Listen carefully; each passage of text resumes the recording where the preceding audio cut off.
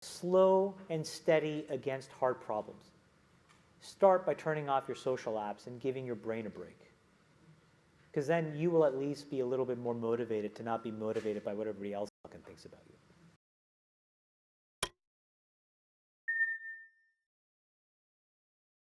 Chamath, my name is Apurv. I saw some of the venture world at SoftBank, some of the tech world, and you said something about amassing capital. Today, what do you think is one of the best ways for us to amass capital on a risk-adjusted basis? I mean, the last part is just such a sellout part. A risk-adjusted base. I don't know, fucking buy some bonds? I mean, I don't know. Here's what I would tell you, man. I think if you ask me who's building the most important, indelible company in the world, I've been very public about this, I think it's Jeff Bezos. Part of what he realized was the value of slow compounding. So here's my little theory about company value creation. The faster you build it, that is the half-life. It will get destroyed in the same amount of time. And so when you think about a lot of like social businesses, that's played out. And when you see sort of like what the top, so like, you know, does it take 8, 9, 10 years to build a really great consumer business? It'll take 8, 9, 10, 12 years to destroy it. And we may see the tipping point on a couple of these businesses. Right now, we may be seeing it in front of our eyes, regulatory or otherwise. So why is that an important statement? Amassing capital, to me, is about finding a smart, useful solution to a very hard, practical problem and being slow and methodical. And again, this is what I'm saying. You have to rewire your brain for that to be okay. How do you, in year 2 or year 5, come back to this room for your, what is it called when you get reunion?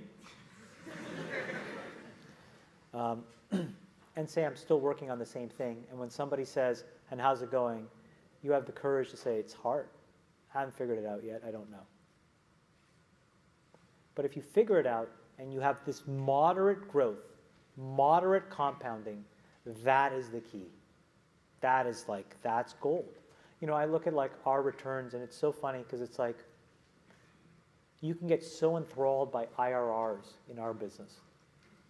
And like, you know, I have friends who run other organizations and they're like, we posted 92% IRR. And I'm like, well, you can't eat IRR. What does it really mean?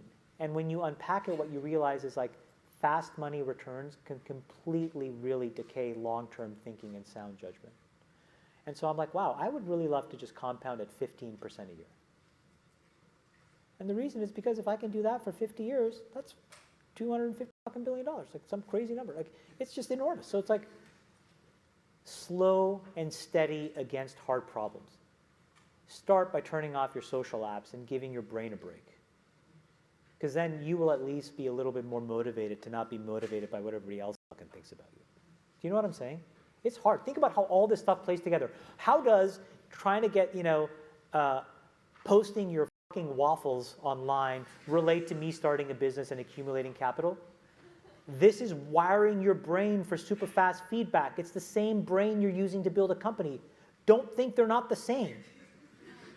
Do you know what I'm saying? No? Yes? No? Yes. Yes, right? You have one brain.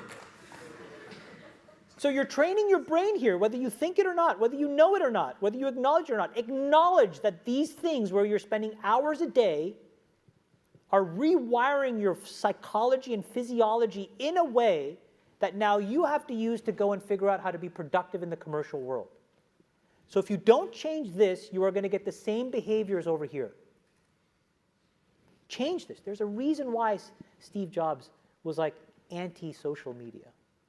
I am telling you I'm not on these fucking apps. I'm not him by any stretch of the imagination. But I am proactively trying to rewire my brain chemistry to not be short-term focused. I'm telling you they're linked.